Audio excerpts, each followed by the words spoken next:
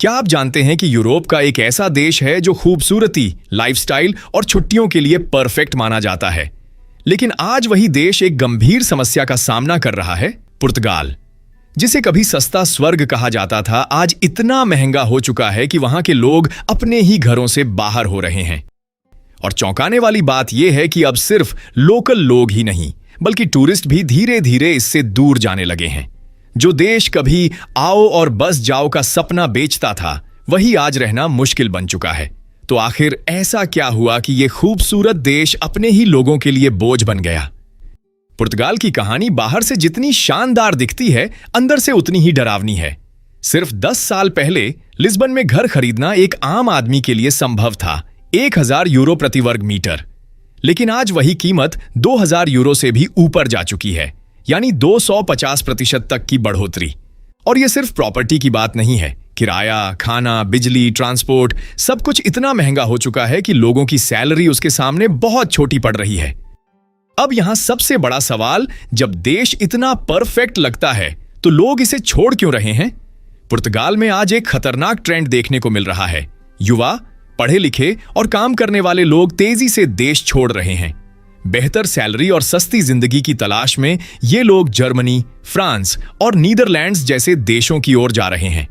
यानी जो लोग इस देश का भविष्य थे, वही अब इसे छोड़ रहे हैं। और ये सिर्फ एक ट्रेंड नहीं, बल्कि एक चेतावनी है।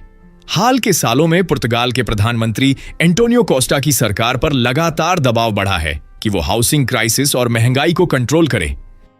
2020 के बाद से पुर्तगाल में एक खामोश पलायन शुरू हुआ था, लेकिन अब यह सिर्फ ट्रेंड नहीं, बल्कि एक चेतावनी बन चुका है। और यह सिर्फ थ्योरी नहीं है, ग्राउंड पर इसका गुस्सा भी दिखने लगा है। 2024 में पुर्तगाल के कई बड़े शहरों में हजारों लोग सड़कों पर उतर आए थे, हाउसिंग क्राइसिस और राइजिंग कॉस्ट ऑफ लिविंग के खिलाफ। लेकिन इस प्रोटेस्ट की सबसे शॉकिंग बात यह थी कि लोगों का गुस्सा सिर्फ सरकार पर नहीं था, बल्कि टूरिस्ट्स और वेल्थी फॉरेनर्स पर भी था, जिन्हें इस क्राइसिस की बड़ी वजह माना जा रहा है। अब एक नया ट्रेंड सामने आ रहा है। एक तरफ देश को सबसे ज्यादा जरूरत अपने युवाओं की है, और दूसरी तरफ वही युवा सबसे पहले विदेश निकल रहे हैं, क्योंकि ग्राउंड रियलिटी बहुत हार्श है।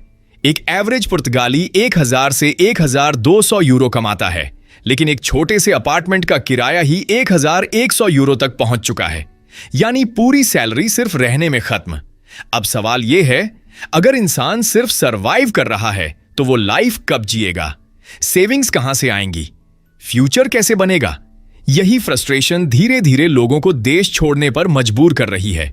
और जो लोग अभी भी पुर्तगाल में रह रहे हैं, उनकी हालत भी कुछ बेहतर नहीं है। 25 से 34 साल के आधे से ज्यादा युवा आज भी अपने माता पिता के साथ रहने को मजबूर हैं। यह कोई कल्चरल चॉइस नहीं है, यह इकोनॉमिक प्रेशर है। जब आप घर अफोर्ड नहीं कर सकते, रेंट नहीं दे सकते, तो इंडिपेंडेंस सिर्फ एक सपना बनकर रह जाती है। और यही वो पॉइंट है जहां पूरी जनरेशन मेंटली स्टक हो जाती है। अब इसका असर सोसाइटी के हर हिस्से में दिख रहा है। लोग शादी पोस्टपोन कर रहे हैं, बच्चे प्लान नहीं कर रहे। पुर्तगाल की बर्थ रेट दुनिया में सबसे कम में से एक बन चुकी है। आबादी घट रही है, वर्कफोर्स कम हो रही है, और फ्यूचर भी कमजोर होता जा रहा है। यानी एक तरफ देश से लोग जा रहे हैं, और दूसरी तरफ जो बचे हैं, उनके लिए भी फ्यूचर बन नहीं रहा। यह सिर्फ ब्रेन ड्रेन नहीं है, यह एक साइलेंट कोलैप्स है जो धीरे धीरे पूरे पुर्तगाल को बदल रहा है। सबसे चौंकाने वाली बात यह है कि अब टूरिज्म सेक्टर, जिसने पुर्तगाल को ऊपर उठाया, और अब वही उसे नीचे खींच रहा है। पिछले 15 से 20 सालों में पुर्तगाल ने खुद को एक टॉप टूरिस्ट डेस्टिनेशन बना लिया। हर साल लाखों नहीं, बल्कि करोड़ों टूरिस्ट यहां आने लगे। 2024 तक लगभग 18 मिलियन टूरिस्ट हर साल पुर्तगाल पहुंच रहे थे, जबकि देश की कुल आबादी सिर्फ 10 मिलियन के आसपास है। पहली नजर में यह बहुत अच्छी बात लगती है, ज्यादा टूरिस्ट मतलब ज्यादा पैसा, ज्यादा नौकरियां। लेकिन असली समस्या यहीं से शुरू होती है। टूरिस्ट के लिए होटल, एयरबीएनबी और शॉर्ट टर्म रेंटल तेजी से बढ़े, और धीरे धीरे लोकल लोगों के लिए घर कम पड़ने लगे। जो घर पहले लोकल्स के लिए होते थे, अब वो टूरिस्ट के लिए बदल दिए गए। लेकिन अब इस कहानी में एक बड़ा बदलाव आ रहा है। लिस्बन और पोर्टो जैसे शहरों में हालात अब सिर्फ खराब नहीं, बल्कि डरावने हो चुके हैं। कई इलाकों में 50% से ज्यादा घर अब लोकल लोगों के नहीं, बल्कि टूरिस्ट के लिए बन चुके हैं। यानी शहर वही है, लेकिन उसमें रहने वाले लोग पूरी तरह बदल चुके हैं। जो लोग यहाँ पैदा हुए, बड़े हुए, आज वही लोग अपने ही शहर में आउटसाइडर बन गए हैं। उन्हें या तो शहर छोड़ना पड़ रहा है या रोज घंटों दूर से ट्रैवल करके काम पर आना पड़ रहा है।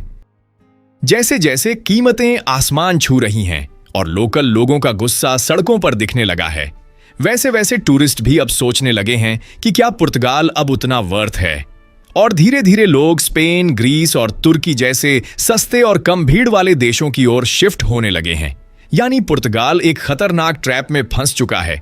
टूरिज्म ने उसे महंगा बना दिया और अब वही महंगाई टूरिज्म को खत्म करने लगी है।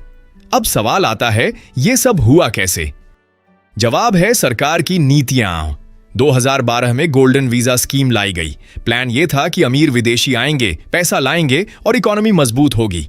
लेकिन असल में हुआ इसका उल्टा। अमीर लोगों ने प्रॉपर्टी खरीदी, कीमतें बहुत तेजी से बढ़ने लगीं और लोकल लोग धीरे धीरे मार्केट से बाहर हो गए। इसके बाद आया डिजिटल नोमैड वीजा, जिसने इस आग को और तेज कर दिया। अब हाई इनकम रिमोट वर्कर्स पुर्तगाल में बसने लगे, जो लोकल लोगों से 3 से 4 गुना ज्यादा कमाते हैं।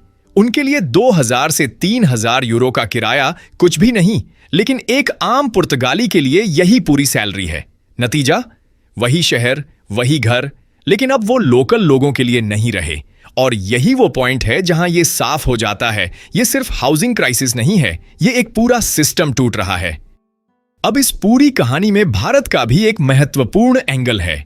भारत से हर साल हजारों स्टूडेंट्स और यंग प्रोफेशनल्स पुर्तगाल जैसे देशों में जाते हैं, ये सोचकर कि यहां लाइफ बेटर होगी, लेकिन ग्राउंड रियलिटी अलग है। जॉब्स लिमिटेड हैं, सैलरीज लो हैं और खर्च बहुत ज्यादा है। इसलिए लोग पुर्तगाल को परमानेंट डेस्टिनेशन नहीं, बल्कि एंट्री पॉइंट की तरह इस्तेमाल करने लगे हैं। पहले यहां आते हैं और फिर कुछ ही समय में जर्मनी, नीदरलैंड्स या दूसरे यूरोपियन देशों की तरफ निकल जाते हैं। यानी सच ये है, पुर्तगाल अब वो देश बनता जा रहा है जहां लोग आते तो हैं लेकिन टिकते नहीं। विशेषज्ञों के अनुसार इस पलायन का सबसे बड़ा कारण पुर्तगाल की कमजोर होती अर्थव्यवस्था और तेजी से बढ़ती महंगाई है। पिछले कुछ सालों में देश की ग्रोथ जरूर हुई है, लेकिन यह ग्रोथ आम लोगों तक नहीं पहुंच पाई। प्रोडक्टिविटी कम है, हाई पेइंग जॉब्स की कमी है और इकोनॉमी का बड़ा हिस्सा टूरिज्म जैसे लो पेइंग सेक्टर्स पर निर्भर है। यही वजह है कि औसत सैलरी लगभग 1000 से 1200 यूरो के आसपास अटकी हुई है, जबकि खर्च लगातार बढ़ रहा है। बेरोजगारी दर भले ही बहुत ज्यादा नहीं दिखती, लेकिन स्टेबल और हाई इनकम जॉब्स की भारी कमी है, खासकर युवाओं के लिए। इसके अलावा हाउसिंग कॉस्ट इतनी तेजी से बढ़ी है कि लिस्बन जैसे शहरों में पिछले 4 से 5 सालों में कीमतें 50% से ज्यादा बढ़ चुकी हैं। यही कारण है कि आज पुर्तगाल के युवा बेहतर अवसर और स्टेबल भविष्य की तलाश में देश छोड़ने को मजबूर हो रहे हैं। आज पुर्तगाल एक ऐसे मोड़ पर खड़ा है जहां उसे फैसला लेना होगा, क्या वो अपने ही लोगों को बचाएगा या सिर्फ विदेशी निवेश पर निर्भर रहेगा। क्योंकि अगर हालात ऐसे ही रहे तो वो दिन दूर नहीं जब पुर्तगाल सिर्फ टूरिस्ट के लिए एक खूबसूरत जगह रह जाएगा, लेकिन अपने लोगों के लिए एक असंभव जिंदगी।